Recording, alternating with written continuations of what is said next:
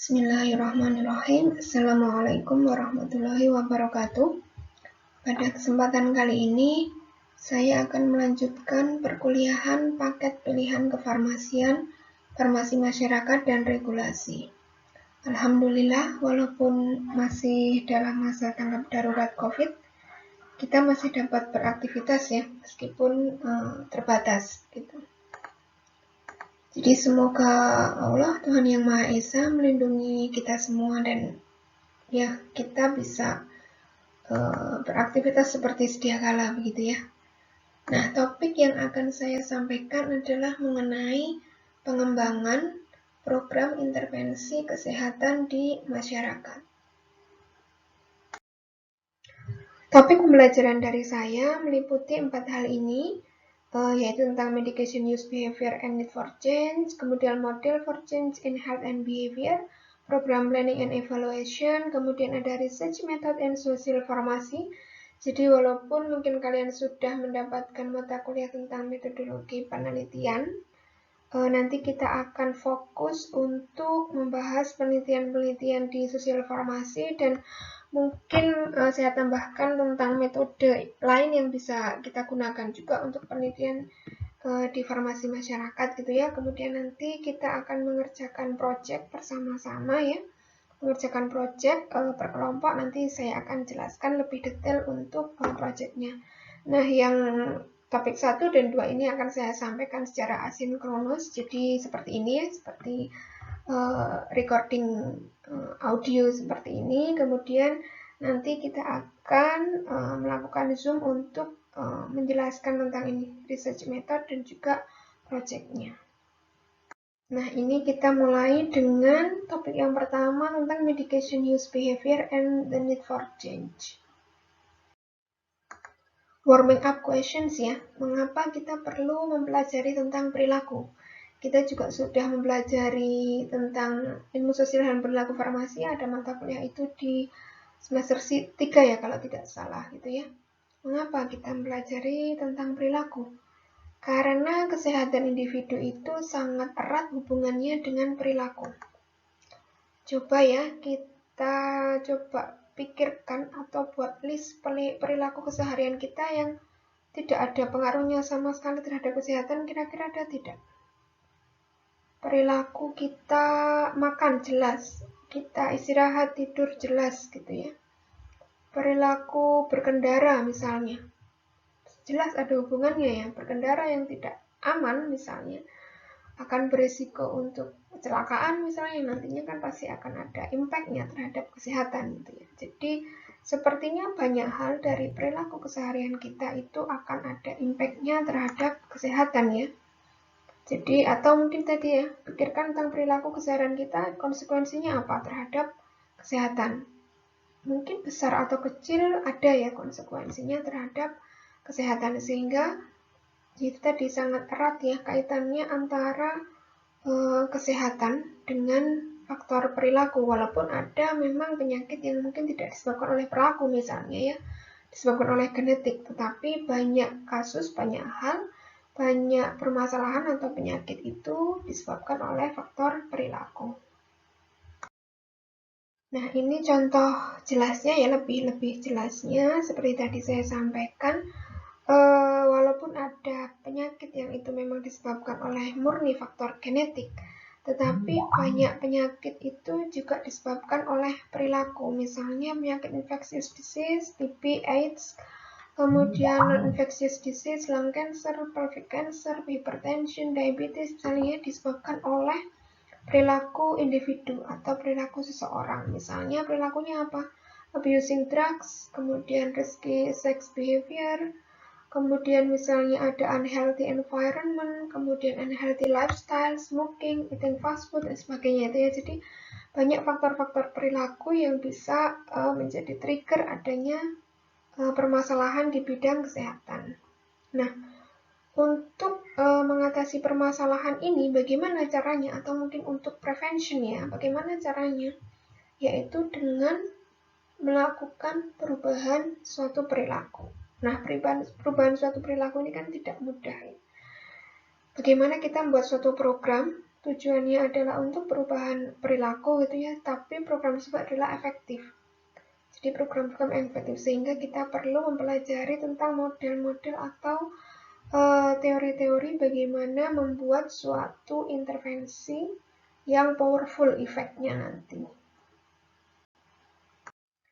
Lalu mengapa apoteker gitu ya? Mengapa farmasis atau apoteker? Apoteker itu pada posisi ideal antara pasien dengan dokter. Jadi yang menerjemahkan penggunaan obat dari dokter kepada pasien itu adalah farmasis atau apoteker. Selain itu, apoteker juga berinteraksi secara langsung dengan pasien, sehingga memang sangat penting ya untuk mempelajari perilaku, terutama adalah perilaku pasien, supaya nanti bisa meningkatkan bagaimana perilaku positif tentang penggunaan obat yang akhirnya meningkatkan outcome dari pasiennya tersebut. Walaupun semua perilaku kesehatan itu ada kaitannya dengan bidang farmasi, ini saya berikan contoh perilaku-perilaku yang spesifik, yang sangat spesifik untuk bidang farmasi ya, untuk bidang kita. Jadi karena terkait dengan obat ya. Kalau bidang farmasi adalah segala sesuatu yang terkait dengan obat, yaitu perilaku pencarian pengobatan atau perilaku menggunakan obat. Nanti saya akan jelaskan lebih detailnya untuk di slide berikutnya. Nah, untuk perilaku pencarian pengobatan itu menjawab pertanyaan ini. Kalau merasa sakit, kita akan kemana? Itu perilaku pencarian pengobatan. Seperti kita ketahui bahwa pelayanan kesehatan di Indonesia, jenis pelayanan kesehatan di Indonesia itu bermacam-macam ya. Ada formal atau sering disebut sebagai medis, pelayanan kesehatan medis, pelayanan kesehatan formal, konvensional, atau alopatik. Jadi kalau ada istilah konvensional, kadang kita asosiasinya konvensional itu yang lama gitu ya. Maksudnya konvensional untuk medicines atau provider, konvensional provider itu adalah pelayanan kesehatan medis. Seperti private klinik misalnya. Jadi pelayanan kesehatan medis itu pun ada yang private, ada yang public. Misalnya public itu yang dipunyai oleh pemerintah gitu ya. Kemudian yang private itu yang swasta, misalnya klinik, praktek dokter, rumah sakit swasta. Kemudian yang dipunyai pemerintah ada puskesmas, rumah sakit pemerintah, seperti itu. Nah, selain pelayanan kesehatan formal, kita juga ada pelayanan kesehatan non formal atau sering disebut sebagai tradisional, ada yang menyebutnya alternatif, ada yang menyebutnya alternatif konvensional, alternatif medicine, misalnya seperti itu ya. Nah, di Indonesia ini digolongkan jadi 4 ya. Ada pelayanan kesehatan tradisional dengan ramuan, misalnya jamu, aromaterapi, ya, okura. Kemudian pelayanan kesehatan tradisional keterampilan dengan alat. Jadi keterampilan dengan menggunakan alat seperti akupuntur, bekam, akupresur. Kemudian keterampilan tapi tanpa alat, misalnya pijat gitu ya, kan nggak pakai alat ya. Kemudian ada yang keserat keterampilan dengan pikiran seperti hipnoterapi, meditasi, seperti itu. Jadi ini adalah jenis pelayanan kesehatan yang tersedia di Indonesia, sehingga kalau kita sakit kita akan kemana? Ke sini, ke formal, ke non formal. Nah, seperti itu ya. Jadi itu perilaku pencarian pengobatan.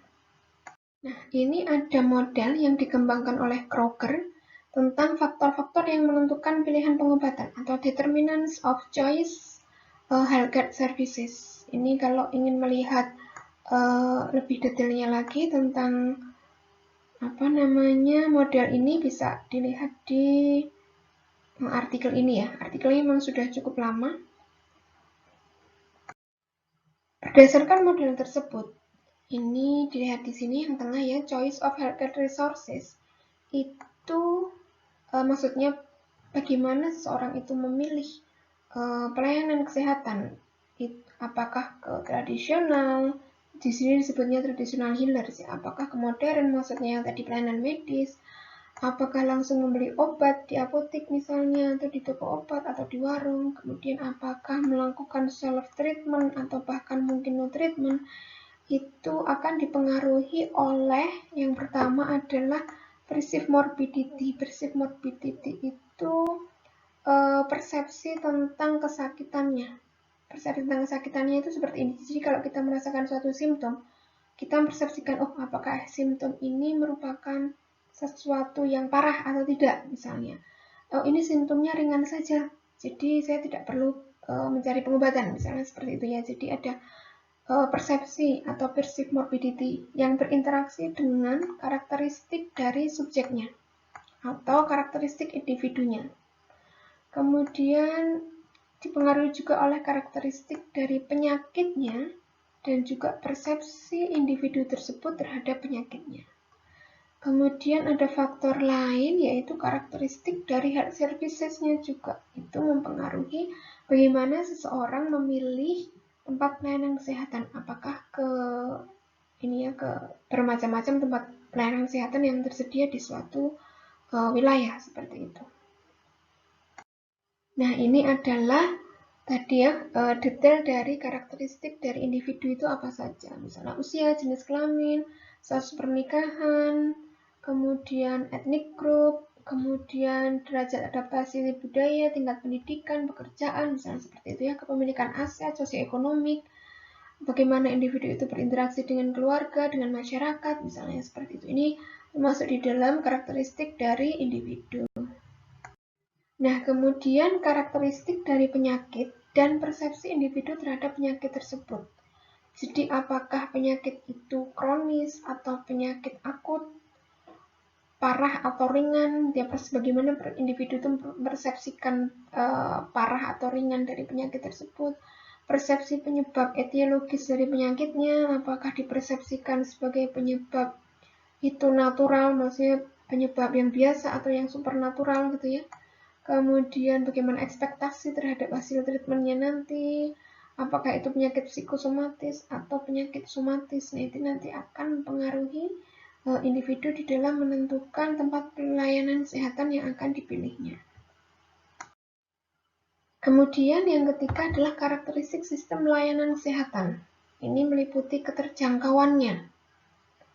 Apakah tempat pelayanan kesehatan itu terjangkau atau tidak? Misalnya dia pengen ke puskesmas, tetapi puskesmasnya jauh.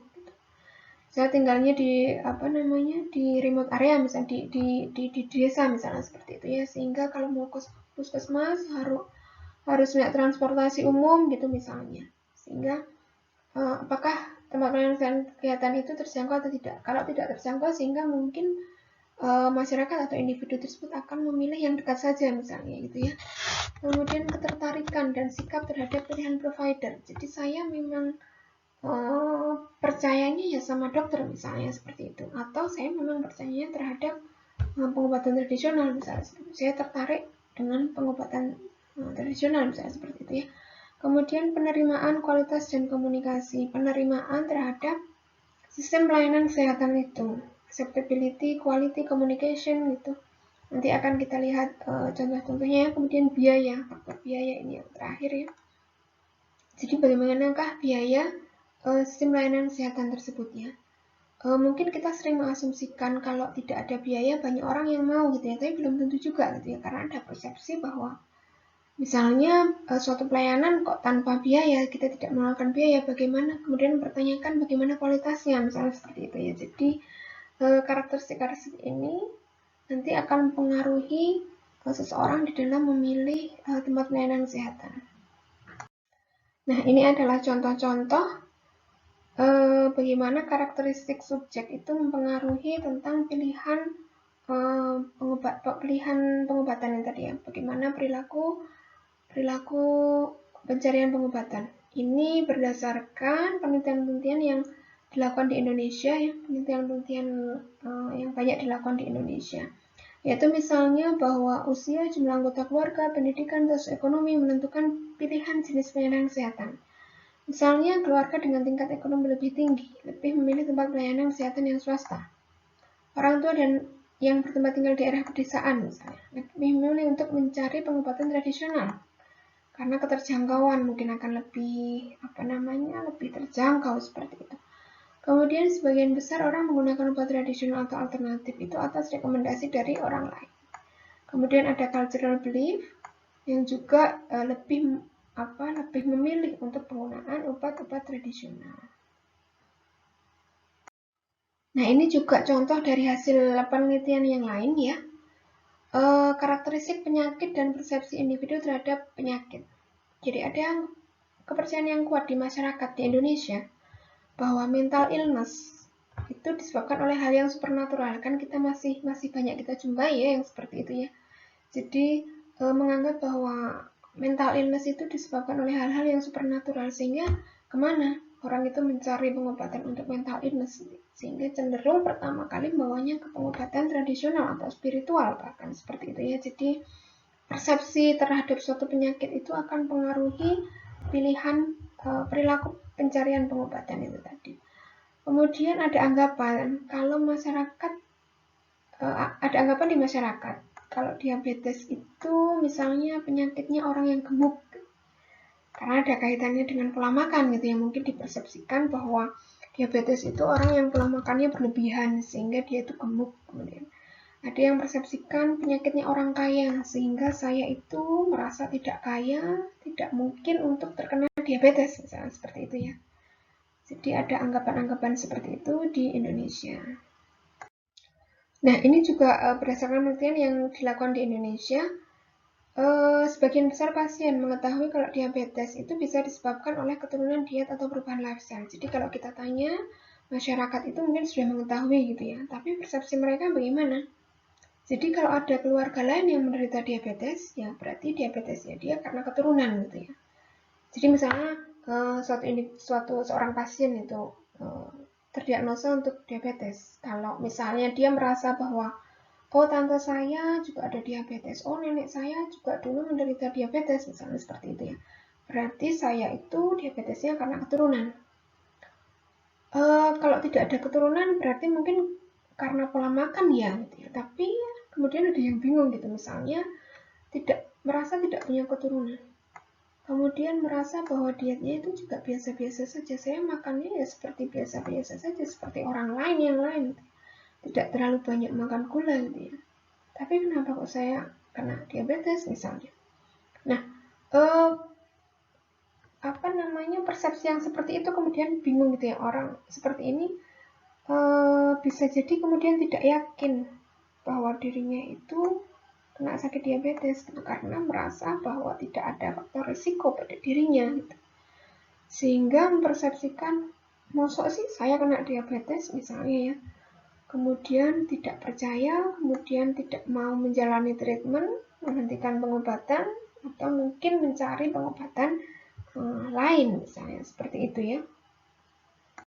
Nah, ini dari faktor karakteristik sistem layanan kesehatan. Banyak orang enggan ke puskesmas, seperti tadi yang saya ceritakan, misalnya enggan ke puskesmas, rumah sakit pemerintah karena prosedurnya kompleks, antrinya panjang misalnya ya. Kemudian ada juga persepsi bahwa pelayanan kesehatan di bawah asuransi itu kualitasnya lebih rendah daripada yang tanpa asuransi. Nah, ini juga akan pengaruhi pilihan seorang terhadap tempat pelayanan kesehatan. Nah, ini saya pernah melakukan literatur review ya, bahwa ketika seseorang itu merasakan suatu gejala atau merasakan suatu simptoms, kemudian dia akan mempersepsikan gejala tersebut gitu ya. Lalu apa yang dilakukannya? Biasanya yang pertama dilakukan adalah ini, self-care dulu. Self-care itu bisa jadi didiamkan, kemudian atau self-medication, dengan baik itu dengan obat medis ataupun dengan obat tradisional. Lalu kalau merasa tidak sembuh, dengan self-medication akan ke sini,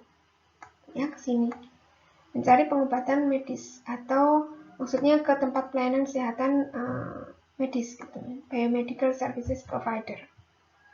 Jadi ke dokter atau ke klinik atau kemana gitu ya. Kemudian kalau merasa sudah sembuh ya sudah. Tapi kalau merasa kok tidak sembuh juga, sudah ke sini gitu ya. Kemudian banyak yang berusaha mencari pengobatan alternatif.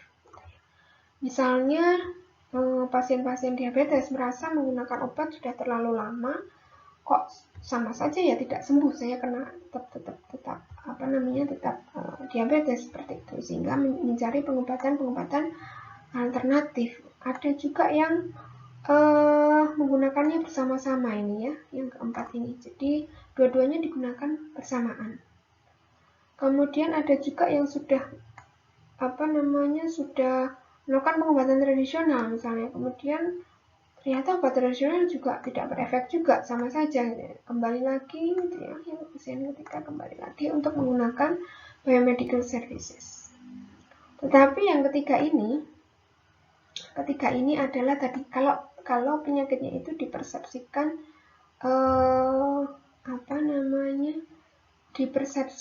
disebabkan bukan oleh hal yang biasa, disebabkan oleh hal-hal yang supernatural misalnya. Itu biasanya langsung ke pengobatan religius, seperti tadi mental illness misalnya ya. Biasanya mungkin akan langsung ke apakah itu pengobatan alternatif atau mungkin religious healer seperti itu. Nah, uniknya ini yang kedua ini adalah ketika yang sakit itu anak-anak. Biasanya para orang tua ketika yang sakit anak-anak akan takut untuk self-care gitu. Jadi langsung dibawa ke biomedical service provider. Kalau yang sakit itu si anak-anak gitu ya. Nah, seperti itu. Ini dari literatur review tentang bagaimana pola pencarian pengobatan di Indonesia. Nah, kemudian tentang perilaku pengobatan sendiri atau self-medication. Sebenarnya kan hanya bisa diberikan dengan obat-obat bebas atau obat-obat bebas terbatas. Namun pada kenyataannya banyak juga yang melakukan pengobatan sendiri dengan obat keras. Misalnya penggunaan self-medication dengan antibiotik. Gitu ya. Jadi peran farmasis atau apoteker di sini sangat sangat penting gitu ya. Nah, itu tadi adalah perilaku pencarian pengobatan. Sekarang perilaku penggunaan obat. Kalau tadi bagaimana orang mencari pengobatan, kalau sekarang bagaimana perilaku penggunaan obat itu sendiri. Nah, ini menjawab pertanyaan, misalnya kalau Anda membeli atau mendapatkan resep, membeli obat atau mendapatkan obat resep, apakah Anda menggunakannya sesuai aturan? Nah, itu tentang bagaimana perilaku di dalam penggunaan obat. Nah, ini ada suatu model yang dikembangkan oleh Pound et al. Yang sudah dipublikasikan tahun 2005 ya. Ini tentang perilaku penggunaan obat. Jadi kita melihat bahkan mulainya dari sini. Jadi ketika seseorang itu diberikan obat dengan resep, itu bisa jadi dia ini masuk golongan passive acceptor, yaitu menerima saja obat tersebut tanpa bertanya atau without question gitu ya. Sehingga individu itu akan menggunakan obatnya sesuai dengan resepnya. Di sini ya. Kemudian ada individu juga yang dia itu di sini. Jadi rejector. Jadi reject itu yang menolak sama sekali penggunaan obatnya.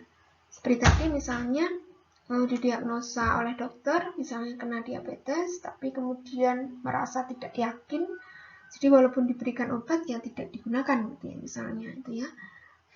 Tetapi kebanyakan itu di sini, kebanyakan itu arahnya ke sini.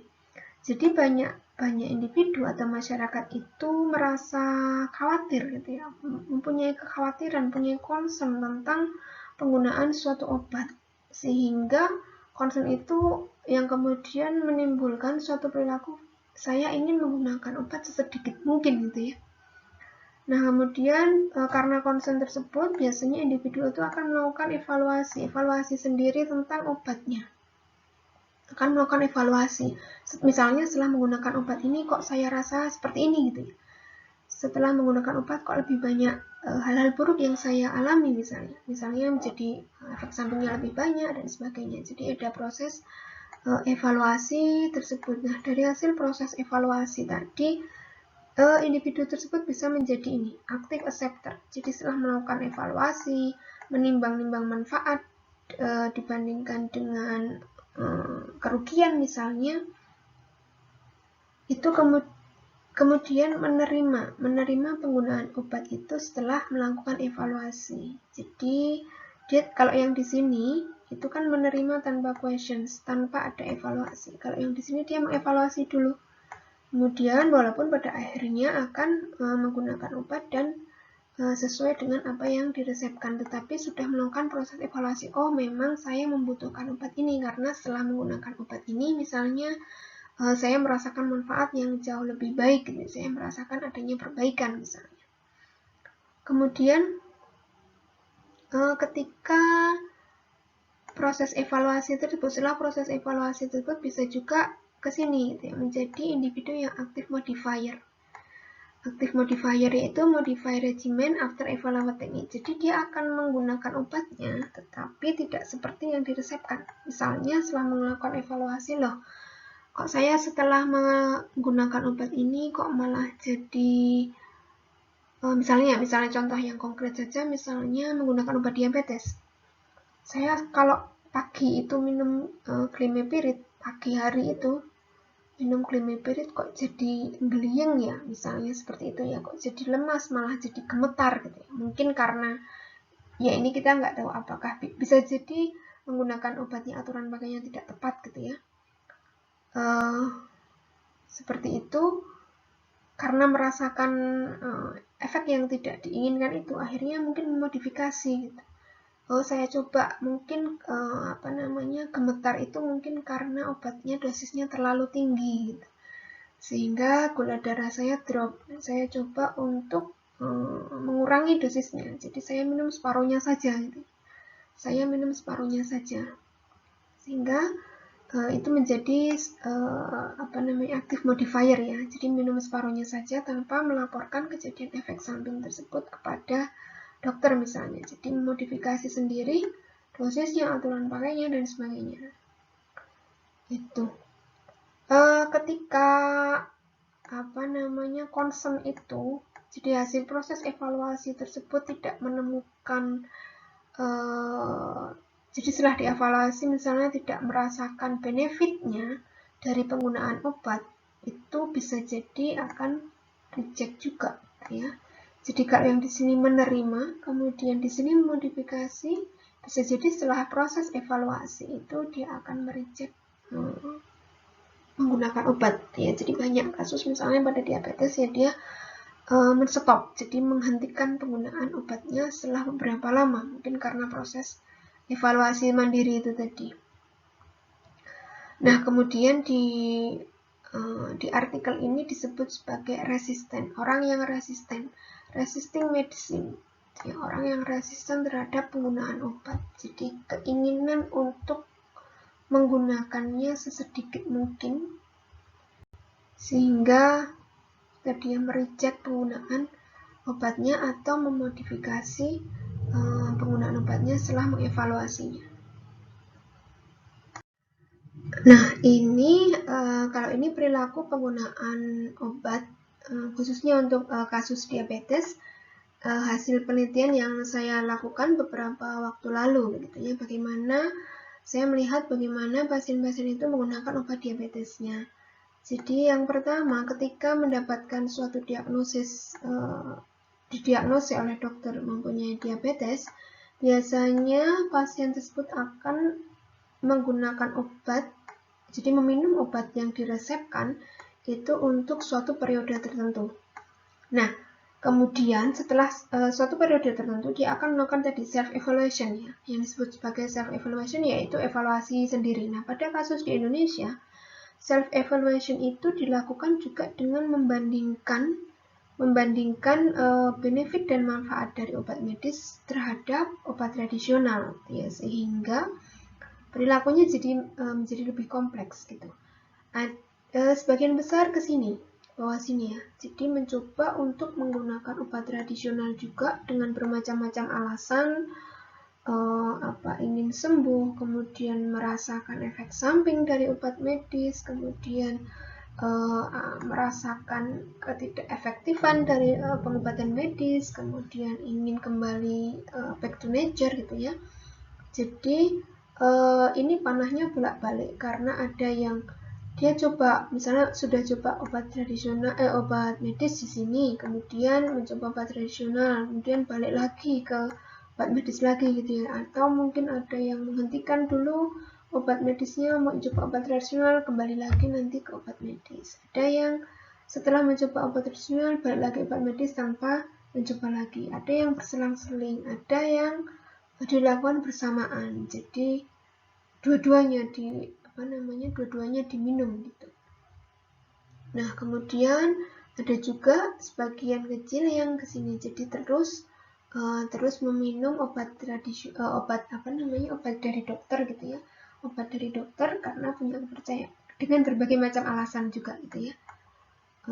Kemudian tapi ada juga yang kesini, jadi dia berhenti sama sekali menggunakan obat apapun gitu ya, berhenti menggunakan obat-obat resepnya karena alasannya bosan, kemudian obat itu mahal karena pada waktu itu masih belum semua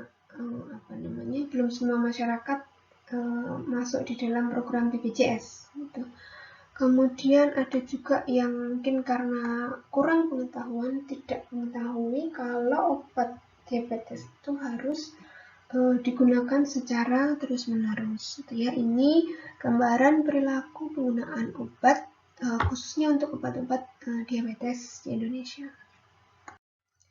Nah, ini ada konsep lagi yang dikembangkan oleh Mohammed yang lebih luas lagi ya. Jadi konsep patient life experience with medicines, bagaimana pengalaman-pengalaman pasien dengan obat gitu ya. Kalau tadi kita banyak melihat di sini medication taking practice-nya, bagaimana seseorang itu menggunakan obat, apakah menerima ataukah memodifikasi atau mengubah dan sebagainya itu ya, jadi perilakunya. Nah, dia melihat lebih jauh lagi apa saja yang bisa mempengaruhi perilaku tersebut. Jadi perilaku ini bisa dipengaruhi oleh kepercayaan, medication related beliefs, dan juga medication related burden.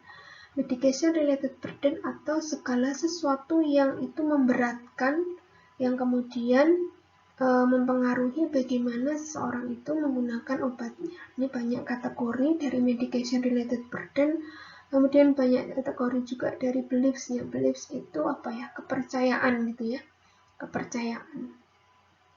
Nah, perilaku tersebut bisa mempengaruhi outcomes-nya, well-being-nya, quality of life-nya, kemudian therapeutic outcomes, goals-nya bagaimana, pasti akan terpengaruh oleh perilaku-perilaku di dalam menggunakan obatnya, undesirable effect-nya bagaimana gitu ya, yang kemudian bisa damage to patient health. Jadi ini model lain yang melihat secara lebih luas lagi tentang perilaku penggunaan obatnya. Nah, di yang berikutnya menjelaskan tentang medication related burdens atau hal-hal yang memberatkan atau beban terkait pengobatan. Tetapi kalau saya menggunakan istilah beban pengobatan, kita search beban pengobatan itu seperti mengacu pada beban ekonomi gitu ya. Tetapi beban ekonomi itu sebenarnya hanya sebagai bagian dari medication related burden dalam konsep yang lebih luas. Jadi sebenarnya burden itu tidak hanya dari ekonomi, beban ekonomi saja, financial burden saja tidak, tetapi beban terkait pengobatan itu bisa dalam konsep sosial itu bisa menjadi lebih luas. Misalnya medication rutin, beban rutinitas menjalani pengobatan. Jadi karena apalagi misalnya pengobatan jangka waktu yang lama ya, jadi seseorang harus terus rutin setiap hari untuk meminum obat, itu masih menjadi beban gitu ya, belum menjadi suatu hal yang biasa bagi orang tersebut untuk minum obat. Jadi masih menjadi beban karena apa? Mungkin merasa kalau dia minum obat berarti dia itu sakit, berarti ada semacam berarti saya itu sakit terus gitu ya. Jadi seperti itu. Kemudian ada kesulitan-kesulitan dari medication karakteristik, dari karakteristik obatnya. Misalnya obatnya itu besar, sulit ditelan, yang kemudian bisa kalau obatnya sulit ditelan, orang jadi malas gitu ya menggunakannya, seperti itu ya. Apalagi misalnya antara minum obat dengan tidak minum obat, misalnya saya skip dosis yang saat ini, itu tidak begitu terasa efeknya bagi diri saya seperti obat-obat diabetes, obat-obat hipertensi. Kan kalau skip satu dosis mungkin tidak terasa, nanti kalau lama-lama baru akan terasa seperti itu ya. Karakteristik yang lain itu misalnya insulin, obatnya penggunaannya khusus gitu ya, penggunaannya khusus, penyimpanannya khusus, dan seperti itu. Ada tidak kesulitan yang dirasakan oleh pasien dari karakteristik obatnya. Kemudian kesulitan, hambatan itu terkait dengan efek yang tidak diinginkan setelah menggunakan obatnya. Itu tadi seperti yang tadi saya sampaikan, setelah saya minum obat kok malah jadi gemetar, malah jadi lemas misalnya seperti itu. Kemudian medication and social burden. Apakah obat-obat itu mempunyai beban sosial pada diri saya gitu ya. Seperti misalnya kasus yang ekstrim, misalnya dulu pernah ada penelitian tentang penggunaan obat untuk pasien HIV misalnya. Dia tidak mau minum obat di depan keluarganya karena dia tidak mau ketahuan kalau dia itu sakit. Apalagi ketika mungkin kalau ketahuan sakit kan mungkin ditanya ya sakitnya apa dan sebagainya. Nah itu dia tidak mau ketahuan sehingga pasien tersebut ya kemudian bolong-bolong menggunakan obatnya, kadang menggunakan kadang tidak ya, karena tadi kalau ada keluarganya dia nggak mau minum, jadi tidak mau minum di depan keluarganya misalnya seperti itu ya. Jadi ada social burden terkait penggunaan obat. Nah, mungkin penyakit-penyakit yang tidak ekstrim pun ada seperti itu ya. Jadi ada semacam kalau saya minum obat berarti saya akan ketahuan kalau saya itu sakit misalnya seperti itu. Kemudian beban terkait healthcare and medication terkait dengan pelayanan kesehatan dan pelayanan pengobatan. Penggunaan obat rutin itu mengharuskan seseorang itu secara rutin untuk kembali ke puskesmas, kembali ke tempat pelayanan kesehatan. Nah, ini kadang menjadikan suatu beban juga bagi masyarakat ketika misalnya puskesmas hanya buka pada hari jam kerja, sementara dia itu pekerjaannya tidak bisa ditinggal atau mungkin akan sulit untuk mendapatkan izin misalnya ya untuk ke puskesmas misalnya seperti itu. Tidak ada fleksibilitas kapan bisa mengambil obat sesuai dengan keluangan waktu si pasiennya misalnya seperti itu, sehingga menyebabkan itu tadi kadang ngambil kalau pas ada waktu, kadang enggak seperti itu ya. Jadi hal-hal ini bisa berpengaruh juga beban atau hambatan-hambatan yang dirasakan oleh pasien. Medication diistilahkan sebagai medication related burden akan mempengaruhi perilaku seseorang di dalam menggunakan obat, terutama pada kasus ini adalah obat-obat yang digunakan untuk jangka waktu yang lama gitu ya. Nah, apa implikasi dari semua penjelasan saya tadi itu ya? Ada need for change. Need for change, apa yang perlu diubah? Perilaku kan ya. Karena kan topik kita adalah tentang perilaku, tadi adalah contoh-contoh perilaku kesehatan, contoh-contoh perilaku penggunaan obat dan pencarian pengobatan. Tetapi apakah itu suatu hal yang mudah untuk membuat intervensi yang tujuannya adalah perubahan perilaku?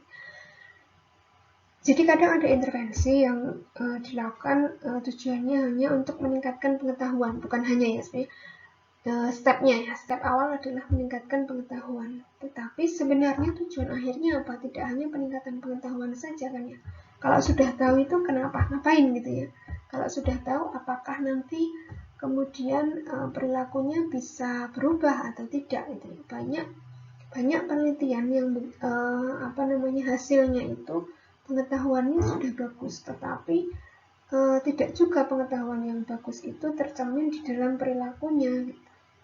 Dia tahu bahwa misalnya kasus yang ekstrim merokok itu merugikan kesehatan.